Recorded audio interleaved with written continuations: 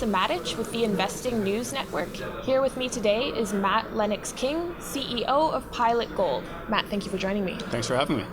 So gold prices have dropped fairly dramatically this year. What does that mean for the economics of the Halilaga PEA? Yeah, it's a great question, and as prices have dropped, we've been able to update our economic model for the proposed mine continuously. And what you see in our base case is a mine with a 43% IRR, so that's at $1,200 gold and $290 copper. That pays back capital in about 1.3 years, so it pays back $340 million. When you plug in spot prices today, you're still looking at a 25% IRR. You're still paying that capital back in less than 2 years. So it's still a project that works very, very well at these spot prices and can go even lower and still be a very, very robust project. Okay, that's good for investors to hear. Yeah. And another tough one, Brent Cook is a big fan of yours, Yep, for but sure. he is very picky. Yeah. So I'm wondering what kind of qualms he might have about Halilaga. Yeah, I'd say that's a good question. I would say, if you look at our two projects in Turkey, we have Halilaga and TV Tower. Mm-hmm. Collectively, they're 180 square kilometers. We have defined resources on both of them. We think fantastic discovery potential, as does Brent. And I'll put words in his mouth, but I think he'd like us to take a more regional view and really look at what the ultimate prize is. And we're getting there.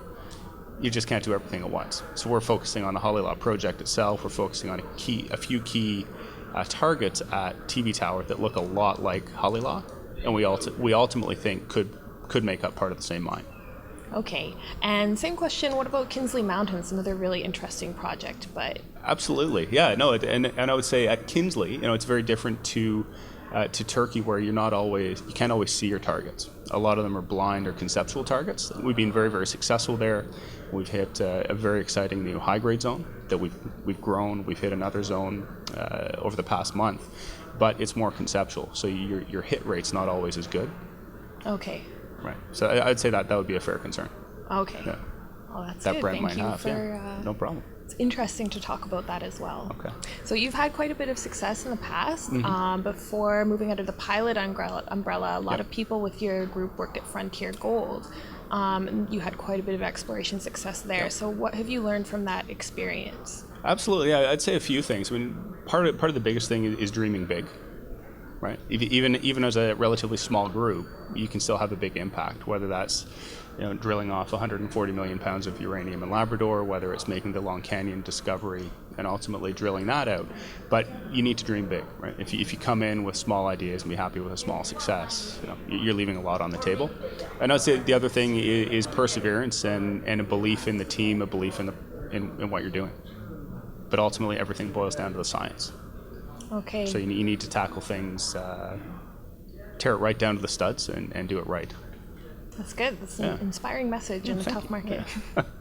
Yeah. So also, I'm glad you mentioned team, and I know that Pilot talks about people a lot, but in a tough market, that might deter people from going into geology as a career, and maybe when the sector turns around, you'll have a bit of a talent shortage. Is that something you're worried about? Is that something you're working to mitigate? I wouldn't say I'm particularly worried about it. I do agree that there is a looming demographic gap. As I was making my way through university at UBC, the graduating class ahead of me had 4 students in it, right? And that was coming into the rising market of the early 2000s. And there's still a gap that exists today. At Pilot, how we address that, we identify young talent very early on. So we have, just for example, one out of our US office and one out of our Vancouver office. We hired straight out of university. We help fund them through master's programs, and we've mentored them, right? And for that matter, we do the same thing in Turkey as well. So it's all about identifying good young talent early on and bringing them into the company, making sure that they're engaged, they're educated, and excited. That's great. And then, speaking of exploration and geological work, you've been keeping very busy at Kinsley Mountain this year. Yeah. Can you give a few highlights from? Absolutely, yeah. So if you look at Kinsley, the big news last year was all about something called the Western Flank. So it's a big, thick, high-grade zone. It's a brand new discovery, and that's roughly 8 grams over 40 meters would be an average intersection. So that really got Kinsley a lot of the limelight last year. This year we've been working on stepping out and finding the next zone, which we have, to the north of the Western Flank. So that's been very exciting. But I think also as important has been the success we've had on the metallurgical front. Typically, when people think of a Carlin-type gold system or a gold system in Nevada, they think you're dealing with something that's refractory. You're going to have to send to a roaster or an autoclave, so either very high processing cost or very high capital cost to build that infrastructure. What we've been able to identify at Kinsley in our metallurgical work to date is that we can produce a concentrate. So we, in theory, can build a low-tech flotation plant, make a high-grade gold concentrate, and sell that to a smelter, a roaster, an autoclave. It's a huge step up for the project. Okay, yeah. And what else can investors look forward to from Pilot for the rest of 2015? Yeah, absolutely. Really two things. So we're going to continue to be active at Kinsley and TV Tower, driving those ahead. We're going to continue to work on optimizing Halilaga and moving that ahead, but also capital discipline. These are challenging markets. We're well funded right now, but we also recognize that this is a very challenging time in the market, and we're going to prudently invest our capital so that at the end of the year and in 2016 we're in healthy shape. And investors can look at Pilot as a very, I'd say, aggressive but well-funded company. Okay. And one final question for you. There's a surfer on Pilot's website. There is. What is the significance of that? It all comes down to a metaphor.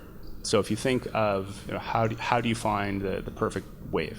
So you're going to look at current charts, you're going to look at coastlines, weather patterns, and all the rest of it. And it's really a metaphor for the exploration process. How do you identify the best opportunity? Well, you're going to look at geology maps, political risk, and all those things. And when you add up all those elements, you're never sure where it's going to lead you. Right? Could be, from a surfing point of view, it could end you up in Iceland, which is where the guy on our website is surfing. Or from an exploration point of view, it could end you up in northwestern Turkey or northeastern Nevada, off the main trends, but somewhere where there are fantastic opportunities. Very interesting. Thank you. Thanks for joining me, Matt. Thanks for having me. I'm Teresa Matic with the Investing News Network.